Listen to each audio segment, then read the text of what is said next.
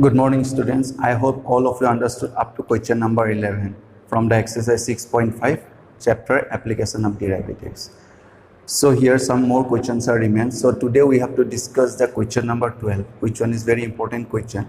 So as you see here, the question is given here, and the question is given like in this way: find the maximum and minimum values of x plus sine twice x on the interval is given 0 to twice pi. So that means here the function is given x plus sine twice x and the interval is 0 to twice pi. That means the complete one round. So in this case, first of all, if we consider the function, so that's why here first of all we consider a function. Let fx equals to this one we write here x plus of this one we write sine twice x, and the interval is given from 0 to twice pi. So that's why here we write 0 to twice pi, the interval is given. So the first step all of you know here. Before we start the question, one more thing, if you see here the function is given with this close interval given. So all of you know, if a close interval given to us, which method we have to apply? So obviously we have to apply absolute maxima and absolute minimum method, as not it, because here the close interval is given. So that means whatever the critical points we get here, all the critical points are must be included in between 0 to twice pi. These things are already we know.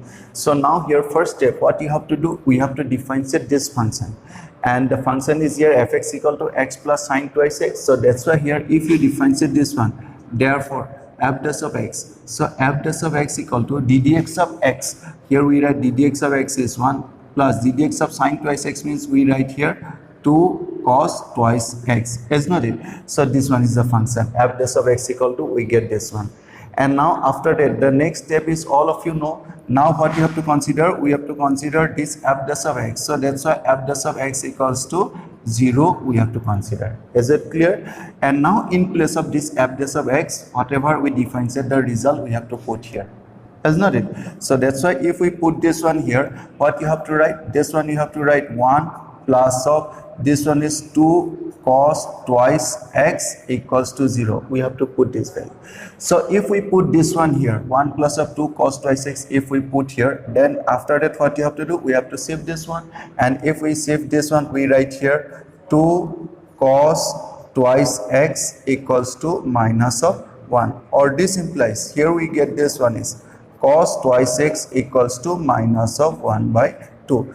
So here it is cos twice x, so that means here the right hand side we have to write cos result. So when if you separate this negative minus part, then when we get the value of cos equal to half, so obviously cos 60 or pi by 3. So that's why here we have to write this one is cos twice x equals to minus cos pi by 3. Is it clear? So now we have to convert this one to as a whole cos. So that means here minus cos pi by 3. One result, all of you know this one. Here you see cos pi minus theta. What is the value of cos pi minus theta? So cos pi minus theta we write minus cos theta, because here pi means what? 2 into 90. So pi minus theta, which quadrant? So obviously pi minus theta, if you see here pi minus theta, that means here second quadrant. In second quadrant cos is what? Negative. So that's why here we write minus, and this one is 2 into 90, even multiple of 90. So that's why cos remains same. So that's why minus cos theta. Here in place of minus cos theta also we can write cos pi minus theta we can write. So that's why here this one is minus cos pi by 3. So that's why in place of this one what we can write here, this one simply we can write here cos pi minus pi by 3. I hope all of you understood this one. If minus cos theta, then we write cos pi minus theta. So theta means what here? Pi by 3. So minus cos pi by 3, in place of we can write cos pi minus pi by 3. After that if we calculate this one, so now here we get this one is cos twice x. So cos twice x equal to, we get here cos, how much we get here? Twice pi by 3. 3 pi minus pi, that means twice pi by 3. So cos twice x equal to cos twice pi by 3 we get. So here we need the general solution. Reason behind the interval is given in between 0 to twice pi, as not it. So that's why here we need the general solution. So that's why here no need to find out the principal value here. We have to find out the general solution. First of all we have to write down the general solution, and after that from this general solution one by one principal solution, principal value we have to find. find out. Is it clear? Okay, now let's see how can we do this one. Now we get cos twice x equals to cos twice x equal to we get cos twice pi by 3. As this one we get. So now here we need the general solution. So if you see the general solution here, cos x equal to cos y. In class 11 we get this general solution. So cos x equal to cos y gives us x equals to twice n pi plus minus of y, where n belongs to z. Is not it? So this one is the general solution. When cos x equal to cos y, then x equal to twice n pi plus minus of y. This one is the general solution. So the same general solution we have to apply here. So here x means twice x and y means how much? Twice pi by 3. So if we write down the general solution here, so that's why we have to write here twice x. So twice x equal to how much we write here? Twice n pi. Twice n pi plus minus of y. Y means what here? Twice pi by 3. Is it clear? Where n belongs to z. N is a integer. So if we eliminate this 2 from here, simply here remain x equal to here remain n pi plus minus of pi by 3, where n belongs to z. This one is the general solution. So if you see here, this one is the general solution we get here. And from this general solution, now we have to find out the critical point very easily. So n is an integer, so we have to put the value here. So here if you see n pi plus minus pi by 3, that means two values at the same time, we get two values. So now here, first of all, so when, if you write on the first one, when n equals to 0, the first one, when n equals to 0, if we write, in place of this n equals to 0, if we put, then here this value is 0. So ultimately remain x equal to plus minus pi by 3. So ultimately here we get x equal to pi by 3.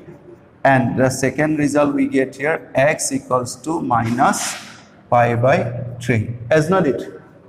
Because here when we put n equals to 0, here this part is 0. So that means plus pi by 3 minus pi by 3.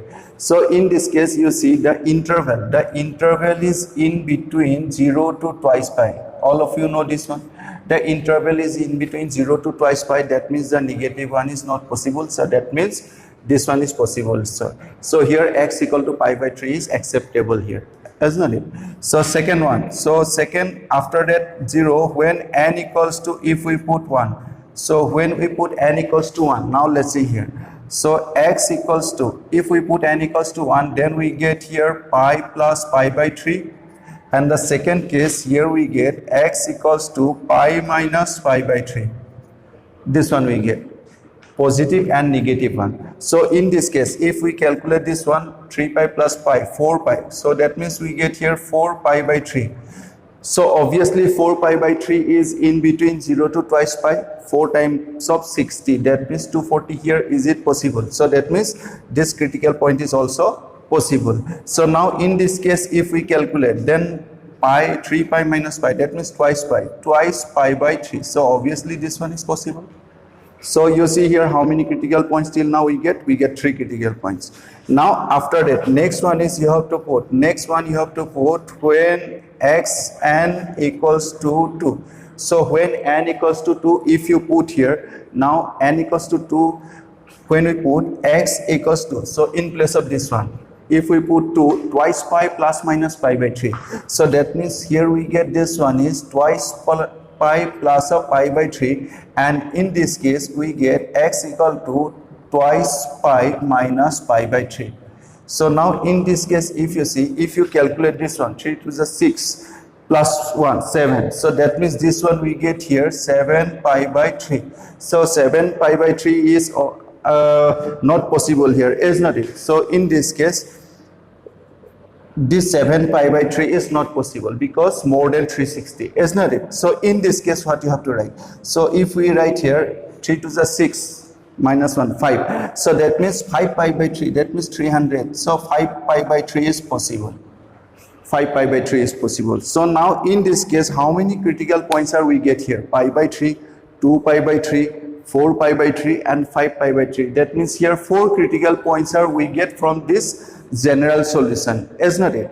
And after that, the ending points are also, we have to include the ending points are 0 and twice pi. So your task is what here? These all critical points, that means pi by 3, 2 pi by 3, 4 pi by 3, 5 pi by 3. These 4 critical points, including the end point 0 and twice pi. These 6 critical points we have to put on the given function. And the given function is what? Fx equal to x plus sine twice x. In this given function, we have to put these 6 critical points and we have to calculate the result. And after calculating the maximum, the highest value is the maximum value and the lowest value is the minimum value. I hope all of you understood this one. So the next part you have to calculate, and let's check out which one is maximum and which one is minimum. In comment box you have to write the maximum value as well as the minimum value. Is it clear? Okay.